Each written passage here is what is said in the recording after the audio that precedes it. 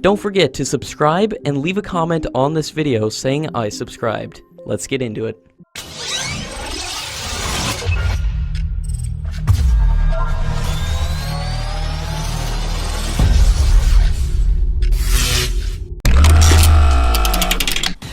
According to latest reports, the technical teams from India and the US Defense Technology Security Administration have been meeting to figure out the implications of the deployment of the S-400 systems alongside the US systems.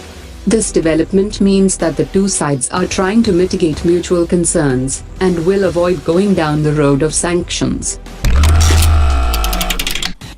According to latest reports, India and United Arab Emirates are planning to expand their joint military training, with a focus on improving desert operations. With this step up in defense cooperation, United Arab Emirates has also shown a keen interest in the Tejas light combat aircraft and several Make in India military platforms, and the issues were discussed between the defense ministers of both the countries. According to an official, Sri Lanka, Egypt and Singapore have also shown interest in the indigenous fighter jet, but Hindustan Aeronautics will first have to meet the demands of the Indian Air Force before taking on an export order.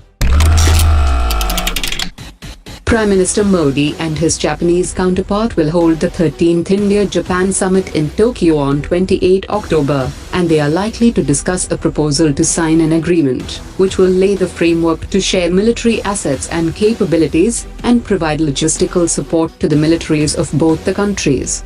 And the proposed agreement between India and Japan would send out an important signal to China about the intent of the two nations to work closely to ensure freedom of navigation and an open Indo-Pacific region.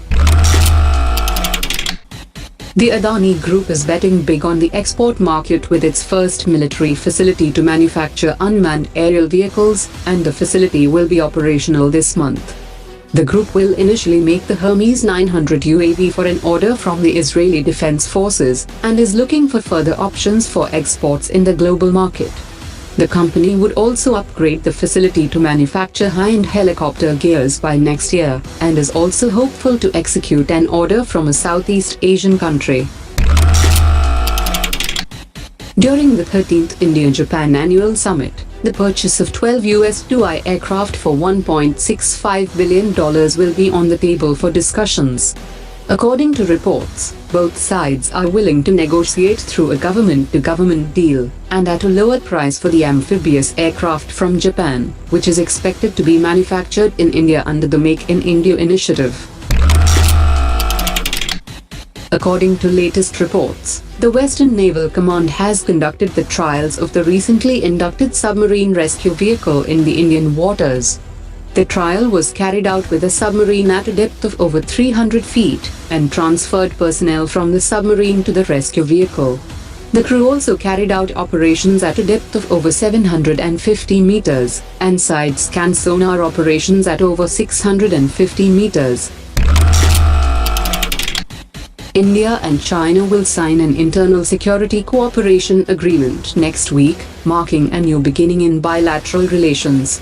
The proposed agreement is expected to cover intelligence sharing, exchange program, and sharing of best practices.